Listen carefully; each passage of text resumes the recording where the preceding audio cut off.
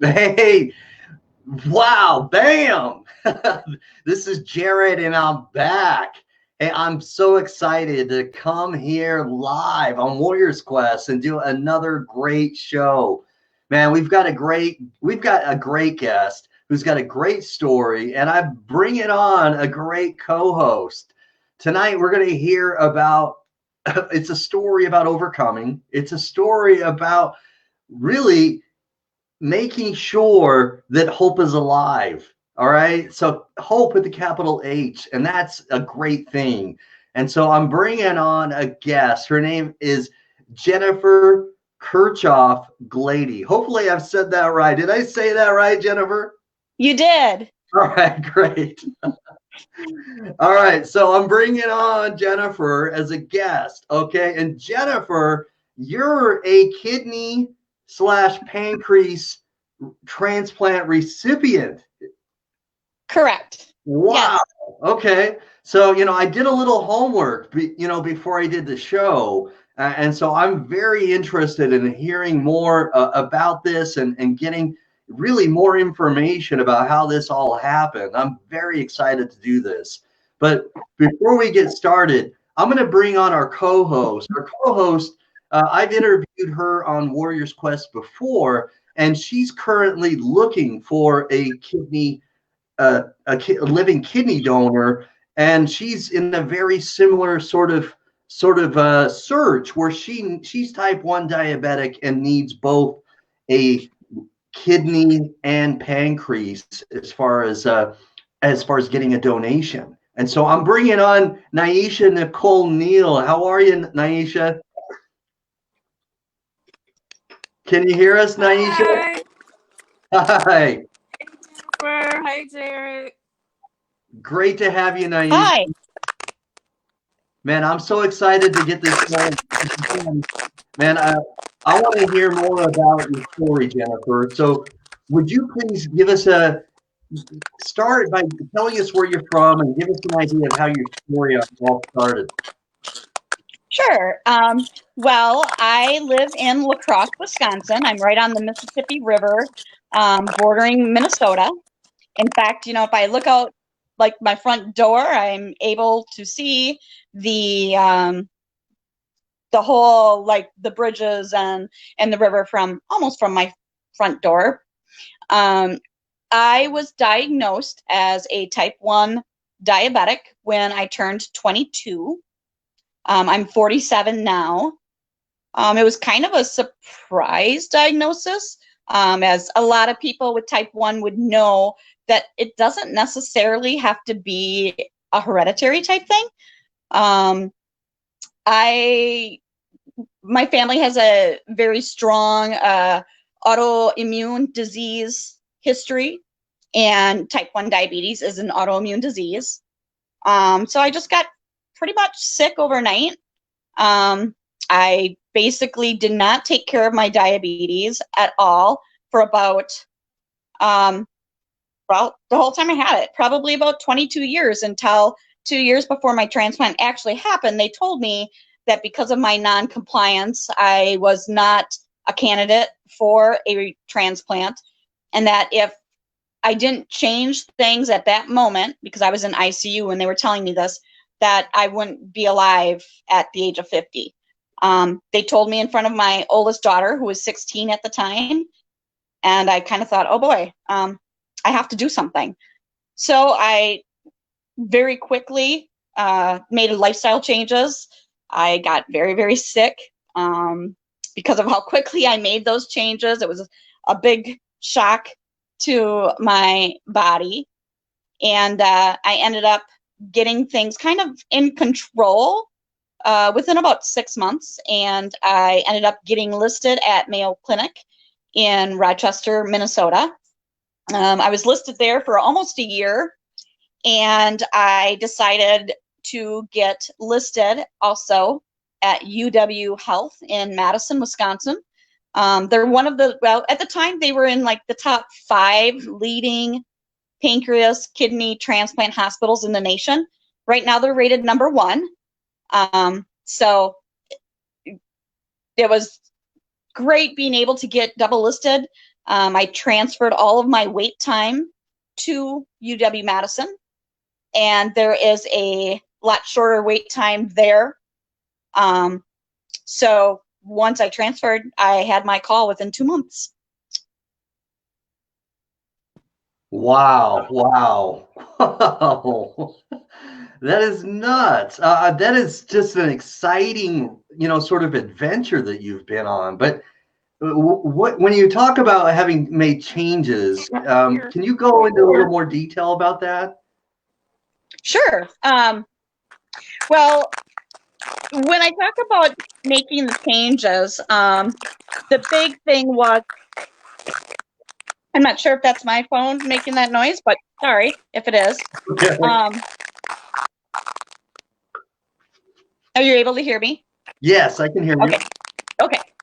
The big changes I made, first of all, was I started testing my blood sugars. I started taking my insulin before I ate, as to where before I was just kind of letting my insulin pump run.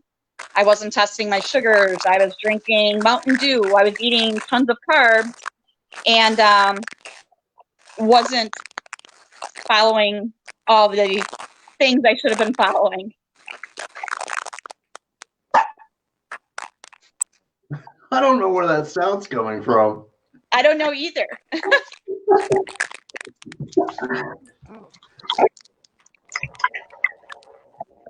Seems a little bit better now. It sounds like somebody's eating. It's crazy. Niesha, are you eating something? No. My daughter's eating a banana, but why is my camera so weird tonight? All right, so I'm not sure why that's happening, but let's roll with it. So what I'm going to do is, while you're talking, I'm going to put myself and Niesha down below. So if it's coming from one of us, then you won't hear it. So okay, you continue while I put the two of us down below. Okay. Okay, sounds good. All right, is that better? Okay. All right. So go ahead and continue, and let's hear a little bit more about those lifestyle changes that you were talking about. Sure. So when I say the lifestyle changes, as a diabetic, you need to be testing your blood sugars. A minimum amount, I would say, would be 4 times a day, as a type 1 at least. Now, type 2 diabetes, similar, but it's not. Okay. I mean, I think the name diabetes and these two diagnoses, it shouldn't be in both diagnoses. It should be something else, because they both have symptoms of high blood sugar, but there's totally different reasons why. Okay. Right. So anyway, testing my blood sugar at least 4 times a day, testing my blood sugar before I ate. I was given some extra tools that really helped. I wore a CGM, which is a continuous glucose monitor. So instead of testing that many times a day, I had a device that I wore on my arm or on my stomach that sent my blood glucose levels right to my pump. So I could just look at the screen and I could see what my blood sugar was at that moment. Wow, that sounds very accessible and very, very easy. It was nice. So how did that help you, having that, readily available? Like when I go to doctor appointments for my diabetes, and I wasn't testing my sugars, the doctors were all, they're confused. Why aren't you testing? It takes 5 seconds. Well, no, it doesn't. I had to stop what I was doing, whether I be at work, or maybe I was only on a 15-minute break. That means I got to walk to my locker at work, get my testing supplies, get it out, get it ready, lick the blood off my finger, because all diabetics do. And we do. Right. And then take the right amount of insulin. So, that process right there, that was 15 minutes. Now, did I have enough time to do what I needed to do? More than likely not. I'd go on break and I'd just eat. So yes, the continuous glucose monitor, it was a lifesaver. I could wear it in the swimming pool. You know, if I was swimming and exercising, I could just glance and see what my blood sugar was, because again, when you're exercising as a type 1, blood sugar levels go down. And I think I just saw my organ donor's sister pop up. Okay. Anyway, so that was one of my lifestyle changes. The other thing, I quit drinking regular Mountain Dew. It was hard, but I did it. Okay.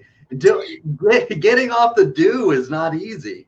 No, it was not. I was drinking like probably 6 cans a day. And, you know, putting all that sugar into my body, it made me hungrier, or thirstier, I should say. Okay. So then I'm drinking more and more. My sugars are going up, and I'm not testing like I should be. So yeah, I quit drinking regular Mountain Dew, started drinking like Diet Code Red.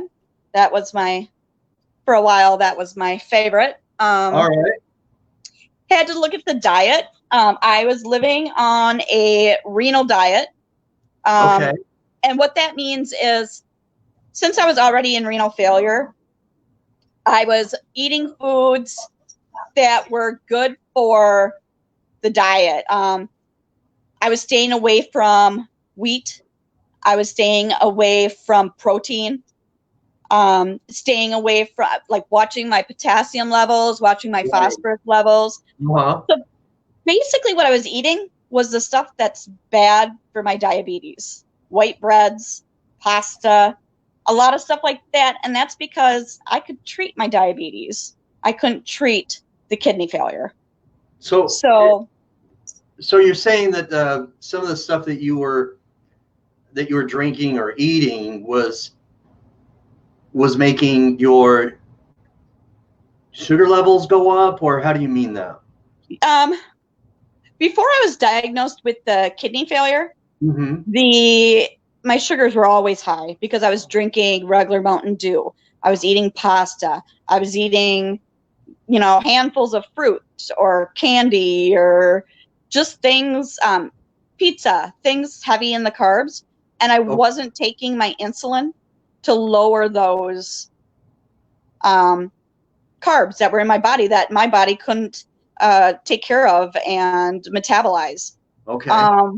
So once I found out that I was in failure, they wanted me on a renal diet. So what I had to do was, even though I was eating things high in carbs and staying away from protein, I just had to take my insulin and test my blood sugars to keep those carbs from sitting and circulating through my body, making my sugars high. So I was taking a lot more insulin, but I was able to stay off dialysis.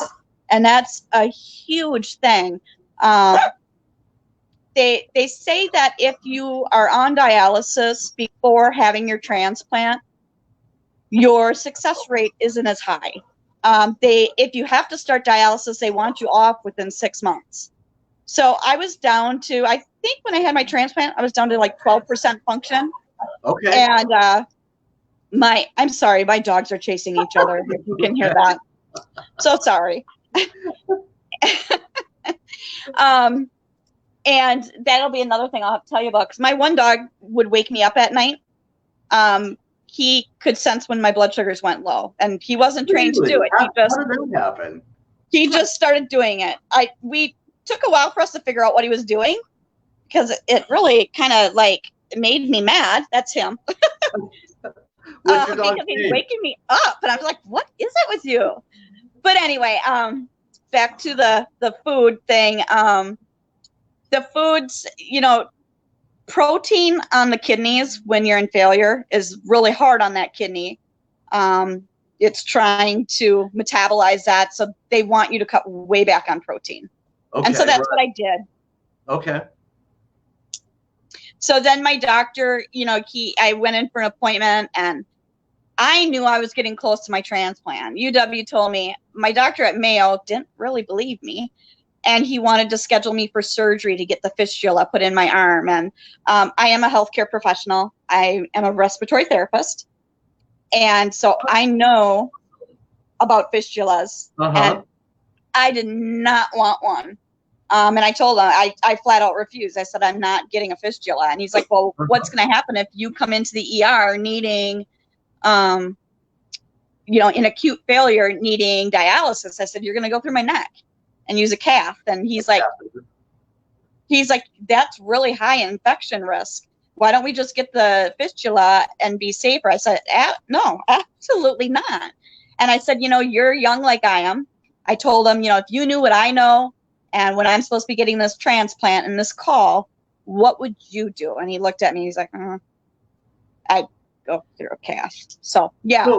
So would you explain how you feel, why you felt that way? So was it because you felt like you were so close to getting, getting a donor, or? It's a combination of things. First of all, a fistula, they can reverse them as far as I'm hearing now, but they usually don't. Right.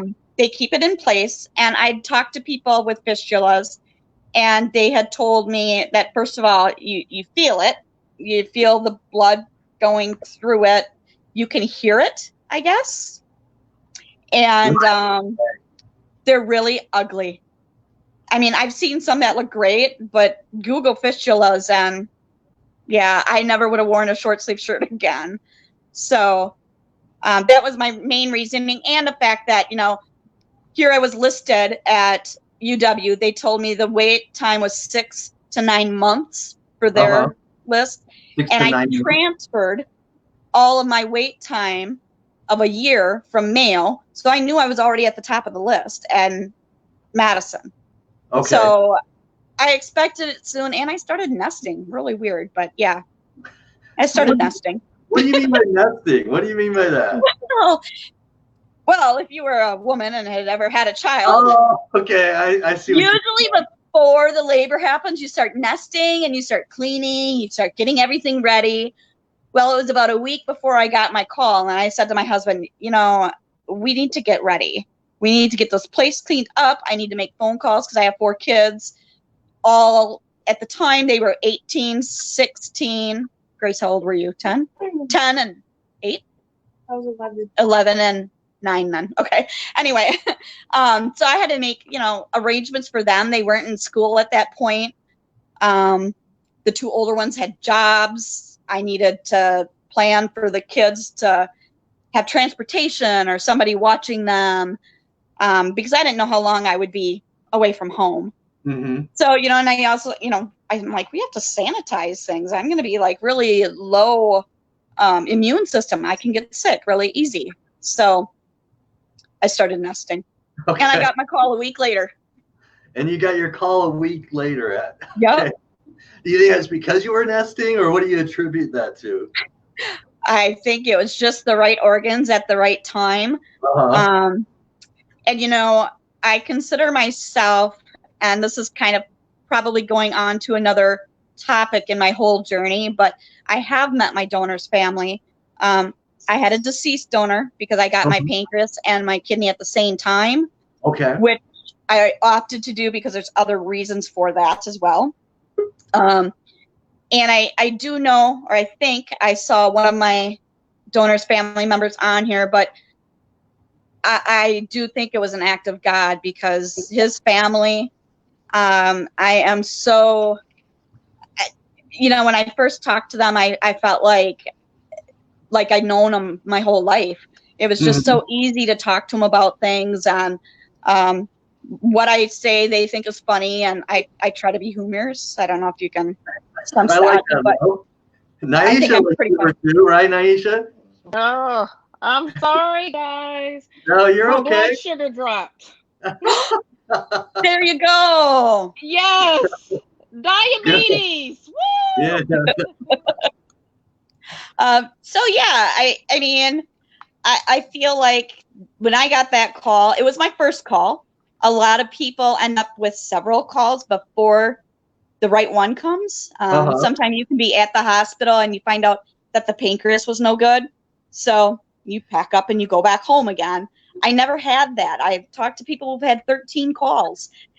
I never had that. I got my call at 8 o'clock in the morning. Calls? Yeah, it happens. You know, the pancreas is a very fragile organ. Okay. All right. And sometimes the doctors are really good. I mean, they want to give you the best chance. And people get frustrated. People get, I don't want to say angry, but you can get pretty impatient, I'm sure. You know, you're all excited to go. You've got everything ready, and you get to the hospital and you sit and you wait and you wait while they do final testing, while the surgeon takes a look at the donor's organs to make sure that they're viable and that they're okay. So all right. I just really think I was blessed. I think God knew when the right time was. I haven't had any complications. So amen. Yeah. Now, Jennifer, it's commonly used as an acronym, SKP. Is that? Yep.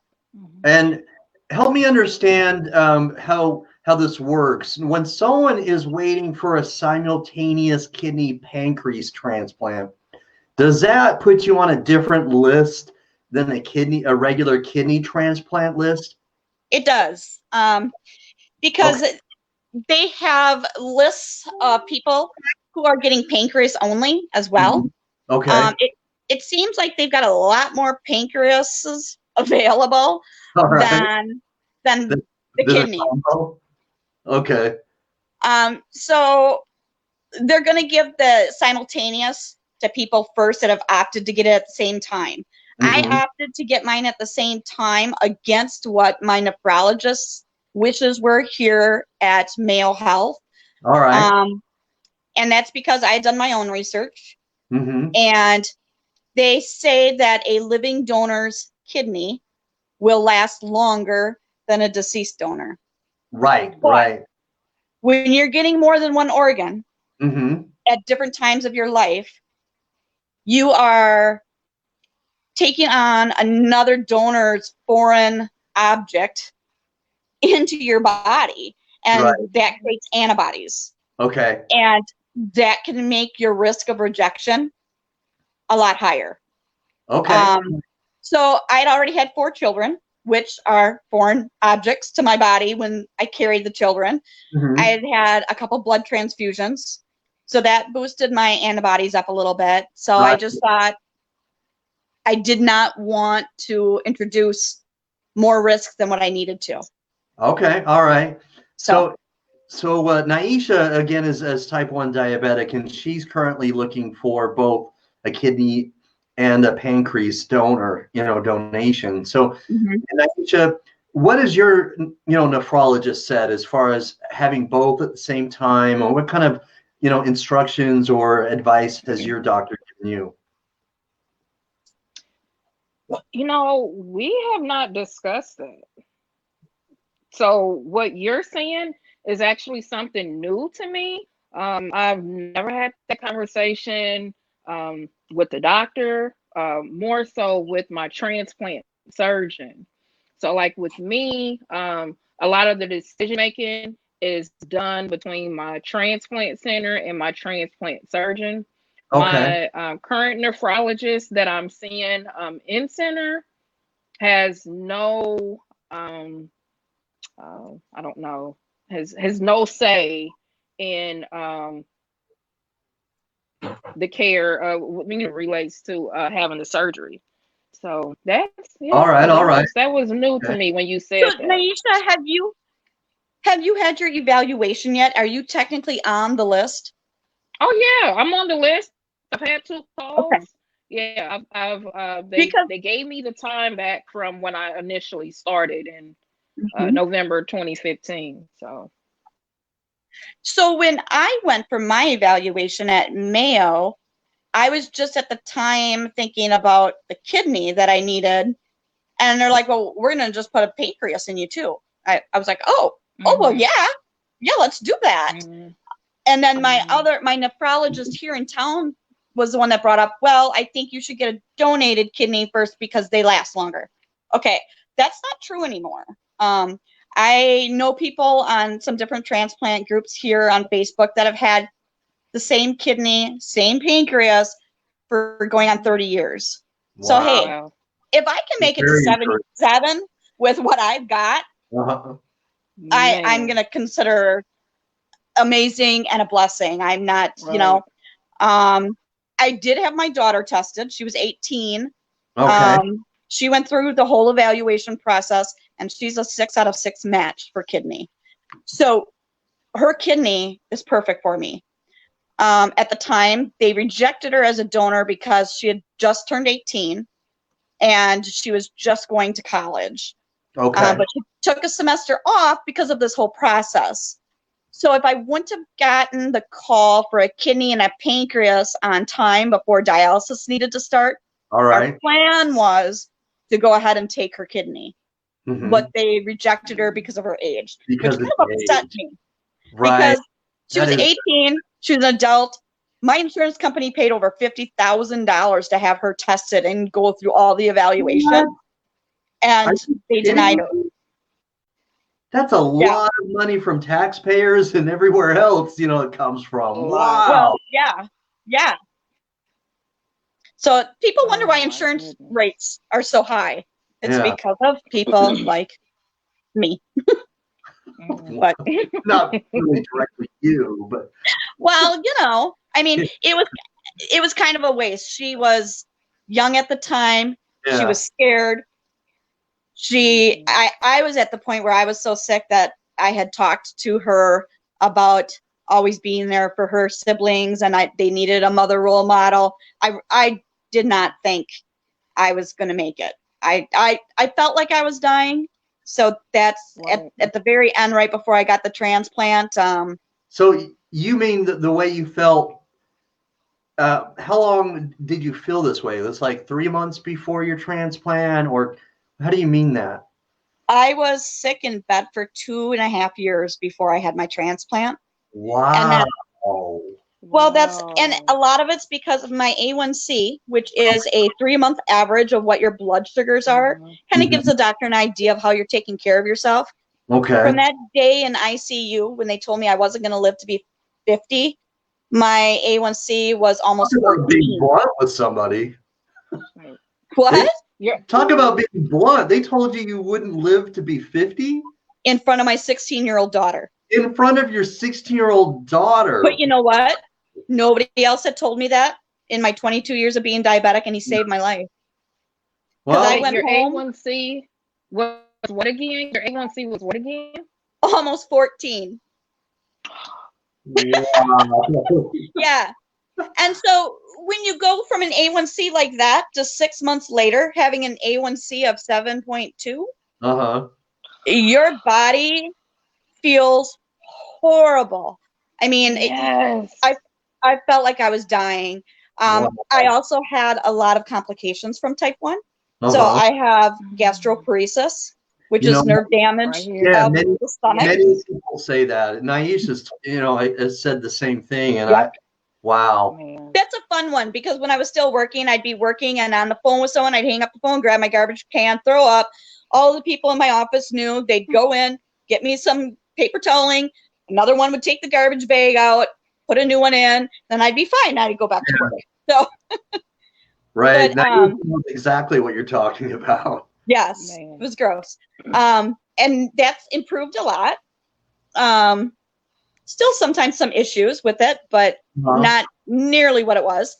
I have autonomic neuropathy, and autonomic neuropathy is nerve damage of body functions that you don't really have control over. So it can be your blood pressure, can be your heart rate. Uh-huh.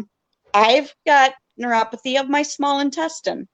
Oh, okay. All right. So other kidney warriors that have had the same, you know, issue, and who are obviously type 1 diabetic, some of them have had trouble walking because it's affected the way they walk. Which I also have. Okay. That's all right. peripheral neuropathy. Okay. So my feet were so sensitive that I couldn't even touch them. So some people have neuropathy to the point where they have no feeling left. Mine were hypersensitive. All right. So, like, you know, you'll see people walk out their front door without their shoes on. And to me, that's like walking on gravel. Okay. I can't walk through grass without my shoes on because it hurts. And I don't wear socks because it feels like sandpaper between my toes. I have neuropathy of my hands and arms, my feet. And then I also have diabetic retinopathy. Okay. So I get shots into my eyes every 4 weeks. Every 4 weeks? Mm-hmm. Oh my God. So every 4 weeks I get shots in both eyes. And then after I have a 3-month treatment, they usually do like a laser surgery on my eyes. Wow. Seriously? Yeah. So the shots are nothing. The shots are pretty easy. They put a speculum in your eyelids that hold them open. Really? They numb your eyes. They give you a shot to numb your eyes. And then they do the regular shot that goes deep back into the back of your eye to kind of like cauterize the irregular blood vessels that are bleeding.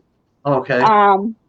And then the laser surgeries are what are not comfortable at all. They're horrible. Right.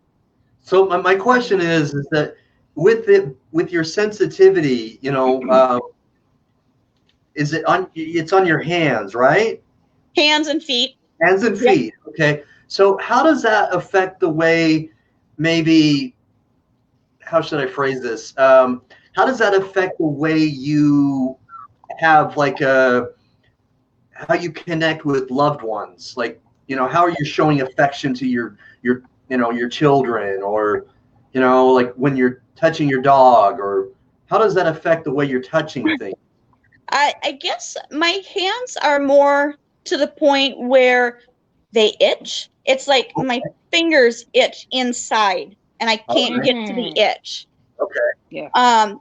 My feet, on the other hand, it's like electrical shocks. It starts about mid shin, and the shock will go right down into my big toe, and my feet will just curl right under. It's like they're being electrocuted. And, you know, when my kids were really little, you know, of course, they're always sitting on me or stepping on my feet or something, or dropping a toy on my toy truck on my feet or something. And yeah, that would send me like right through the roof. Just like that. Yeah, that was, and it mostly bothers me at night, when I'm relaxed and warm, and I'm trying to sleep. That's when I'll get a lot of the shocks going down into my feet, and that's when my hands will start itching. Why do you think it affects you more so at night than during the day or morning? I think it's because I'm laying there not doing anything and relaxing, as to where during the day and you're staying busy and you're moving, and I think just the movement in the feet is helping. I'm not really sure. I guess I noticed it when I first noticed it. It was when I would take a bath and my feet would be warm in the bath water. They would do that. All right. So, Niesha, do you have any of these similar conditions as well? You know, what's so funny? You know, I have little Cup, my younger son,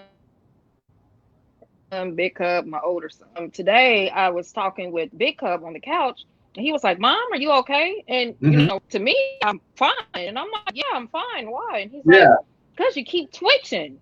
Well, I was twitching because of like what she's saying. I get sometimes I get these weird sensations that will shoot down my legs to my feet, and you know, I'm kind of, well, you can't see what I'm doing, but my legs are kind of like jumping a little bit. So I totally understand what you're saying. My neuropathy in my feet, I'm not hypersensitive like you. Mine is, I'm having a hard time with the feeling. And this is all in, you know, relation to the diabetes. We had like a celebration or something at my sister's house. You know, I had on some little cute shoes. We are leaving. We come home. I'm getting out the truck, and I look down. Where the devil are my shoes? What? I called my sister. Swear to God, I called my sister, and I'm like, Adrian, can you check the driveway and see if my shoes are there? And by golly George, they were right there. So you didn't have any idea you weren't wearing shoes? No.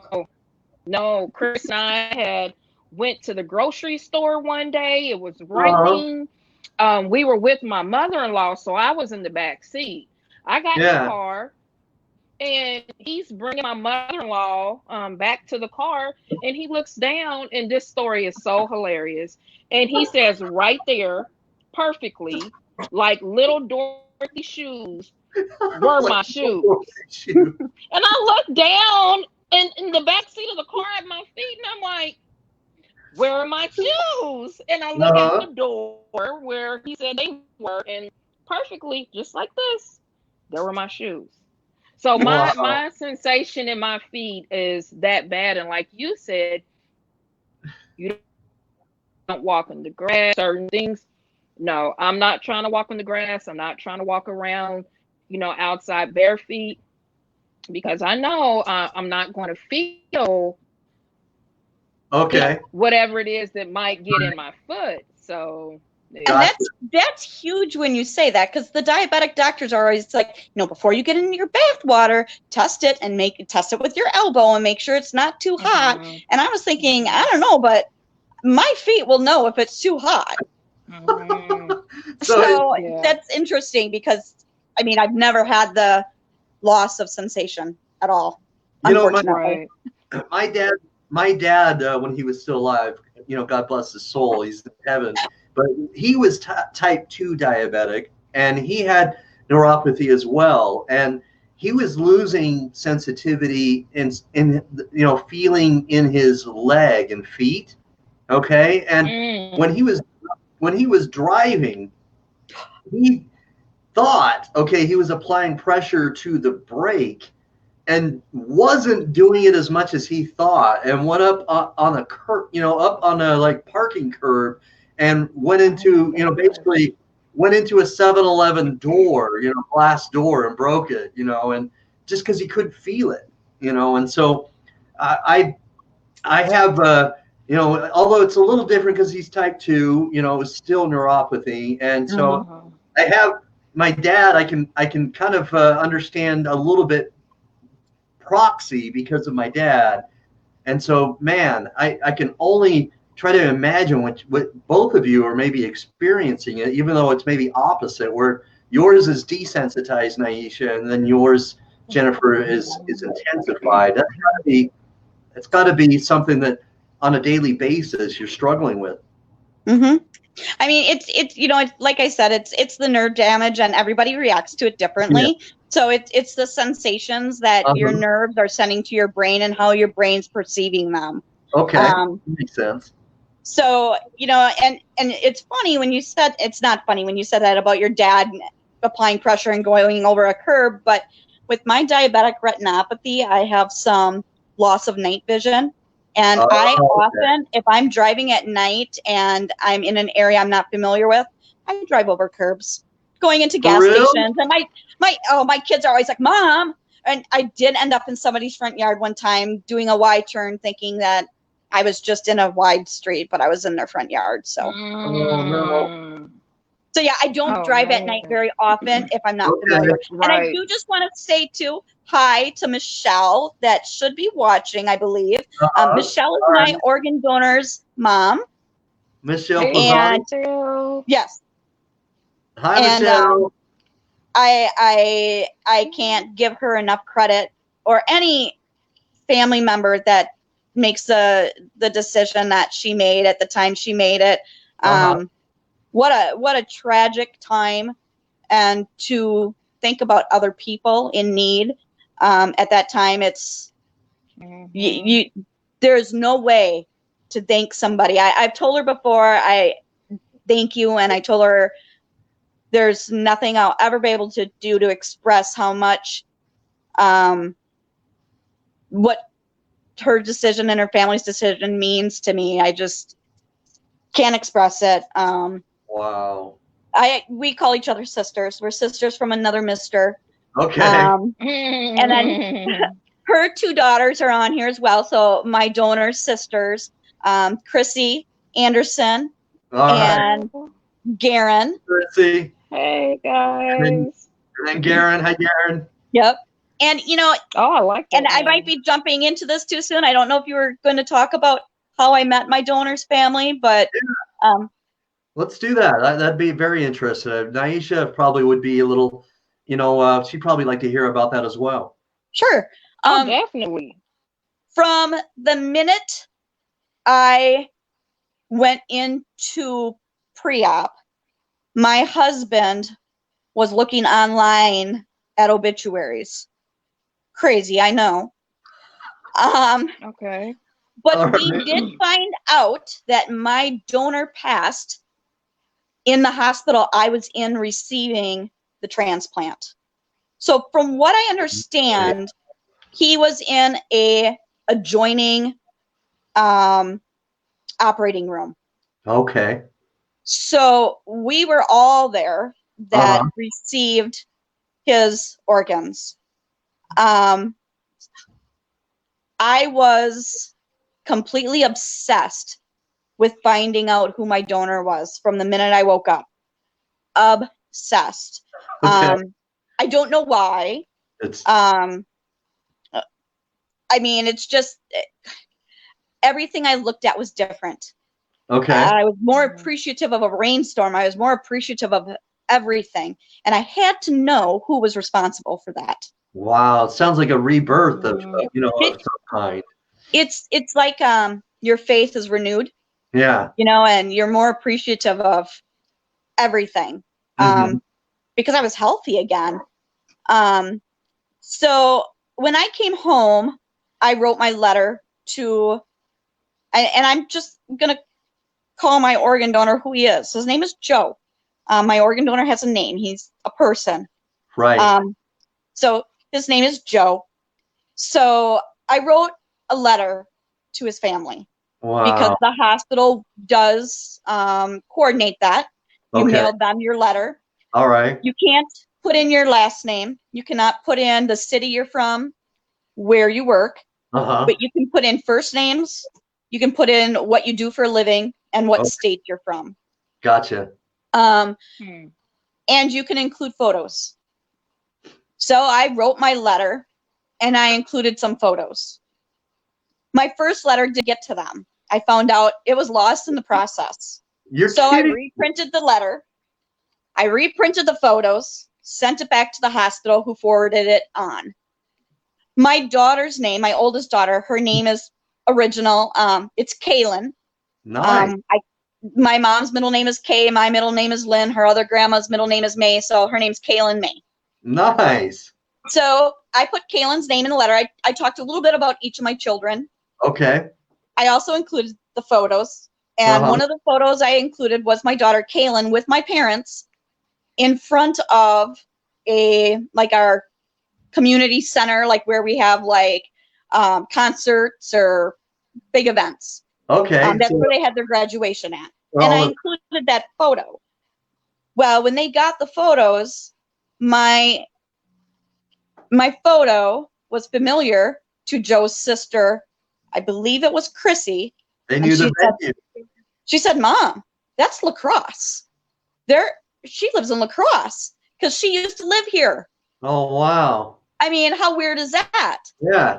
Wow. And then they Facebooked my daughter's name because it's pretty original, Kaylin, and from La Crosse, Wisconsin, and they found me. Wow. And when I got their letter, his other sister, Garen, has a very unique name.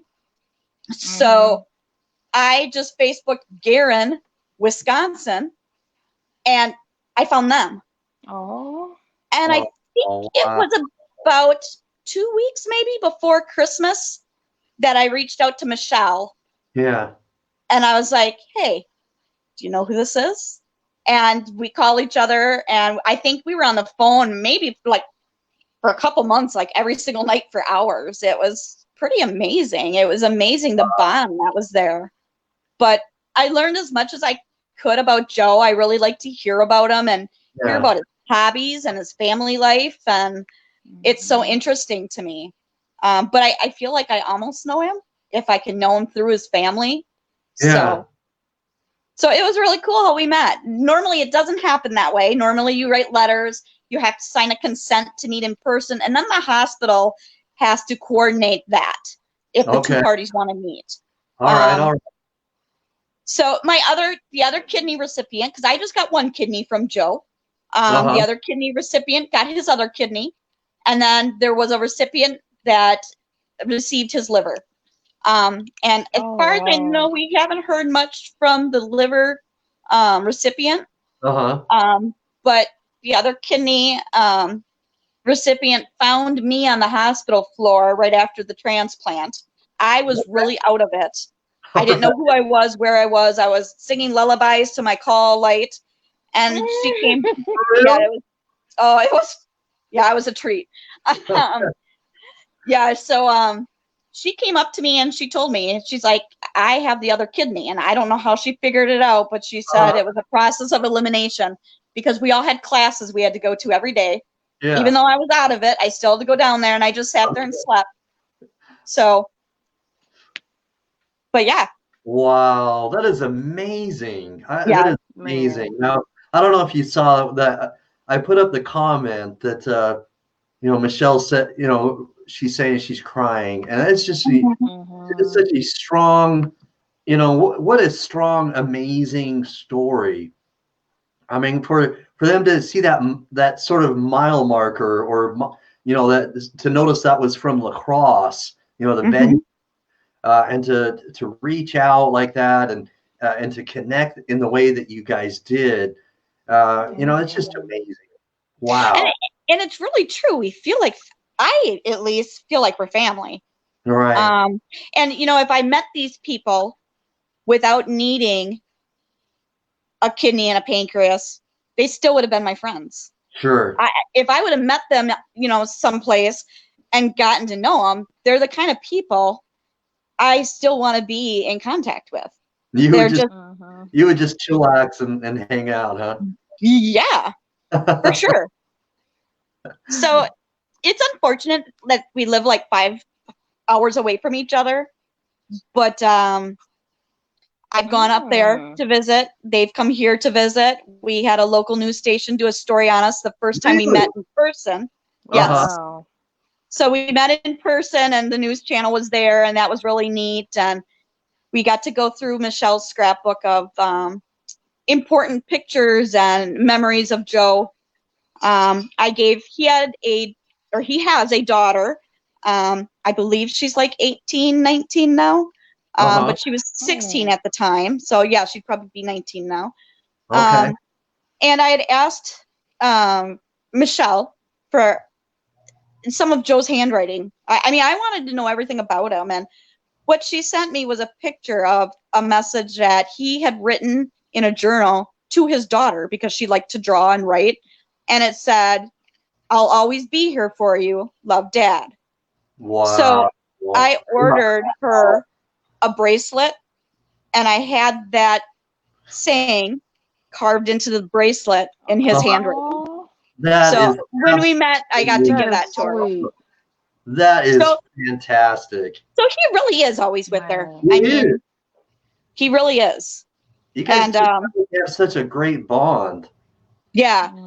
And I think it's hard for her. She was 15, almost 16, I think, at the time when he passed. And how does a kid process that? And then how does a kid process my parent has their organs and somebody else? Yeah. So I don't know. My relationship with her isn't as tight. She's young. She's still a teenager. I hope to be able to someday get closer to her. I'd like to be there for her and talk to her. But I just kind of, once in a while, I message her if I know, things are hard, or if I know it's a birthday or a holiday, I'll message her. But yeah, it is what it is. When she's ready, if she wants a closer bond with me, I'm all for it. So yeah, because they're family. That is a touching story. It's very touching. It's inspirational. It really is. Niesha, what do you find? What do you like about what you've heard so far? This is amazing. It gives me more hope. I never lost hope, but hearing your story and the similarities that you and I share, it really gives me hope. And I do want to say, a shout out to the donor's family. The fact that they're tuning in and still being supportive and wanted to meet with you. I want Yeah. all that too.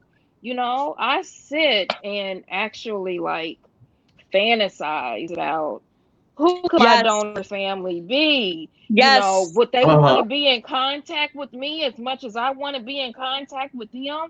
Whether that's living Right. donor or, whatever the case might be, I just want to make sure that I can show them my appreciation by the way that I live my life.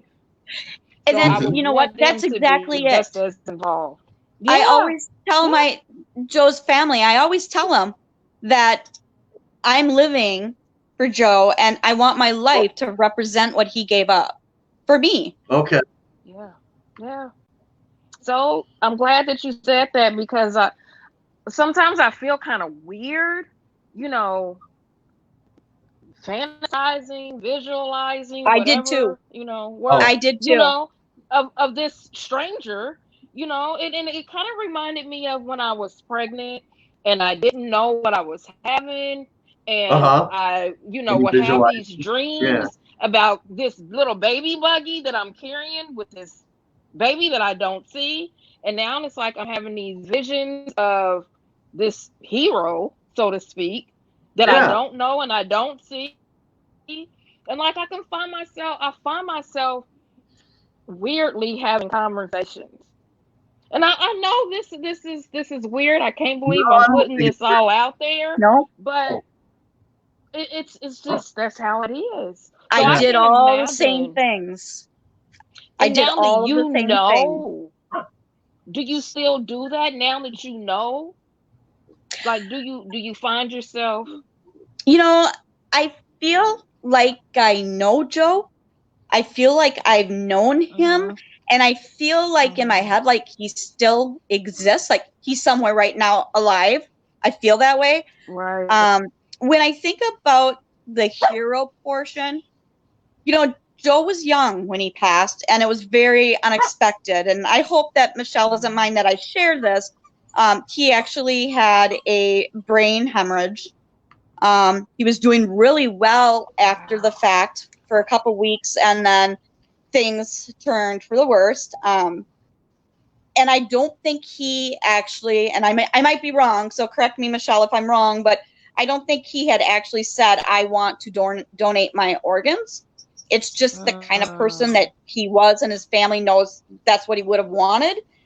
So when Gotcha. I Okay. think Mhm. about a hero, Joe is my hero, but Mhm. his family, that in that time, All when that together. happened, they are truly heroes to me.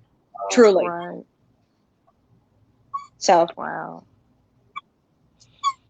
Ah, inspiration.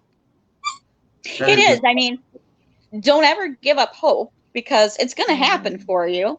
It really will. Mhm. Um, and, after surgery, all I remember is, I was drinking a lot of broth, which was horrible, by the way. Hospital food is terrible. UW has the worst hospital food in the world. They're A1 otherwise, but their food's horrible. Um, Yeah. but they kept bringing me candy. I always had Mm. candy on my meal tray. What? They're like, they're like, You're a here. diabetic though, right? Well, not anymore. After my surgery, I went in with my pump on. They took it off, and I never Uh-huh. used it again. Really? Um, my kidney was functioning before I came out. It was making urine. I came out, and Wow. my blood sugars were like in the 70s. And they kept, here, eat some candy. Eat some candy. I'm like, I don't want Wow. candy. And they're like, no, you got to eat some candy. So you So, were and then naturally reluctant because of the condition you were in previously, right? right. And they knew that this pancreas was from a 37-year-old man. I think he was over 6 feet tall. I'm Oh, 5'1". all right. So here's this, and they told me it was a large kidney. Okay. So here's this big kidney in me, Uh-huh. all of a sudden producing all this insulin. And I started going through some lows. So that's why they were saying, eat the candy, eat the candy. Oh, all right. So, and I think I still have lows once in a while, depending on how I eat the night before. But you know, it was amazing coming home, and my youngest daughter, who was how old at the time again? 11? Yeah, 11. She made me a devil's food layer cake with cream cheese frosting. And oh my gosh, it was so good and so rich I could barely eat it. But I tested my sugar right after eating it, and my sugar was 79. I mean, no insulin. Wow. Okay. So wow. And it'll happen for you. It's just amazing. You won't believe it. I mean, just how much being diabetes free will change your life, let alone having that kidney that works. I don't even know. I have an issue with that for myself because, like you had shared, you've been a diabetic for over 20 years. Me as well. Like, diabetes is my life. Yeah. And I don't know mentally how I'm going to adjust to that. You know, am I still going to go to the store and say, oh, let me get this Diet Cola? You know, am I still going to be looking at the juice boxes to see, how many carbs is it? You know, am I still going to be counting carbs in my head? Or I counted the carbs on my plate for over a year after my transplant. I'd look at my plate. I'd be like, okay, 20, 35, 40. Okay, that's how many units of it. You know, I did all that. And I wore an insulin pump. I don't know if you do as well. Right. It's right here. There it is. So when I slept, I always just laid my insulin pump next to me. So I would get up to use the bathroom at night, and I'd be looking around the bed, patting the bed, and my husband would be like, right. what are you doing? I said, I'm looking for my pump. And he's like, you don't have a pump anymore. So there's a lot of, I even sometimes still feel like my pump is alarming on my side. I feel like I can feel it vibrating once in a while on my hip. Wow. And I'll kind of like touch my hip, and I'll be like, okay, yep, don't have a pump. So just to make sure it's still there. Well, it's not there anymore, but I still feel it once in a while. It's like the phantom pain of people with amputations. Having it for so long. God. Yeah. Right. Yeah, I'm going through that now because Jared is aware of this. So I went back to in-center dialysis about March of last year. In November of last year, I had my peritoneal dialysis catheter removed. So I had it for like 3 years. So I find myself, you know, in the middle of the night, like, oh wait, oh no, it's not there. Or I'll stand up, and you know, I'm used to it falling when I'm standing up in the middle of the night, and it's not falling, and it's just like weird. So now you're saying you went through that with your pump. My pump. So hey, I walk through the kitchen and I celebrate when I don't get snagged on one of the drawer handles. Oh my gosh! I can't wait for that day to happen. Yeah, right. Oh man. Yes. You make me. I was just gonna say, you give me so much hope. Like, there's so many blessings that you don't even know. You don't even know that you'll have the blessings. Oh my gosh! Wow. Yeah, that's amazing. Wow, this has been nothing short, nothing short than just spectacular. This is everything we'd hoped for in regards to hearing such a successful story. Hearing about your story, Jennifer, has given not only Niesha hope, which is awesome. This is exactly what I intended. But it gives all kidney warriors who are type 1 diabetic a lot of hope and inspiration, and it's amazing to hear what the donor's family had done to find you, and the connection and bond that you all have together, and the similarities between you and Niesha has also been just uncanny, and it's really, again, just great to have again just a story, a success story that others can hear from it and build on. This has just been really, really, really great. Thank you so much for doing this. This is exactly what I had hoped for, is giving people more hope. And it's certainly my pleasure. I love talking about my journey. I invite anybody watching, or Niesha, you or anybody you know, to friend me on Facebook. I also have a journey page that has kind of turned into more information about type 1 and information about organ donation. But if you go all the way back, you'll find updates, and you'll find I've got videos of me when I first came out of surgery, and I got some funny stories about things I did. I had a lot of anesthesia left in my system when I woke up, and so I didn't know who I was for 2 days. No way. Oh, the doctors came in and they were trying to test me, and they said, well, do you know where you are? And again, I was at UW-Madison. I told them I was in Minnesota having my appendix taken out. Well, I still have my appendix. So I don't know about that. And then they said, well, who's the president? And keep in mind, this was 2016 during campaign season. Yeah. And I knew in my head who it was. And I was thinking and trying to get the words to come to my mouth. And the surgeon said, it's not Donald Trump, is it? And I said, well, it sure as hell better be. And yeah, Madison, Wisconsin is very Democratic. Don't say that to your surgeon in Madison, Wisconsin. So yeah, they told me, the doctor came in with all the residents and said, no, Ms. Glady's kind of a big lady, because I was very bloated at the time, and I am now. I've got prednisone face. It's lovely. I love it. But when he said that, my husband said he was going to take cover when he described me as being a big lady, and I just said, I'm not big. I'm just fluffy. So yeah, I was making phone calls at 3 a.m. It was, yeah. But I was home 4 days later. Wow, only 4 days later. That's not bad at all. 4 days after my transplant, I was at home. And then the next day I got in my car and I drove to the mall to take a walk. All right. Not supposed to do that. But I wasn't taking pain pills anymore. So. Wow, this has been awesome. Thank you so much again, Jennifer. This has been truly, more than I had expected and hoped for. And I just ask everybody to continue to share this show, this broadcast, so that it can be replayed, shared, so it can continue to be uplifting and give people encouragement.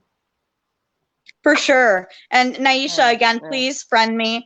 If you have any questions or just want to reach out, just want to talk about other things even. I mean, so many things that diabetes and organ donation affects in a person's life. And I just welcome anybody to reach out to me. And I love talking about it.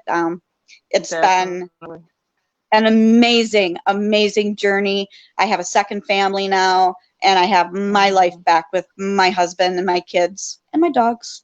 All right. Well, before we say peace out, who would you like to give a shout out to, Jennifer? And then I'll get to Niesha. Okay. Well, again, Michelle, Chrissy, and Garen, I think they're all still here in the room. Words will never, ever. Oh, wow. Oh. I'll never be able to tell you what you did for me. And I love you all with all my heart. And I pray for you. And I know Joe's watching down, and I live for Joe. Yes. Thank you, Jennifer. Keep living. Wow, it's heartwarming. It really is. That's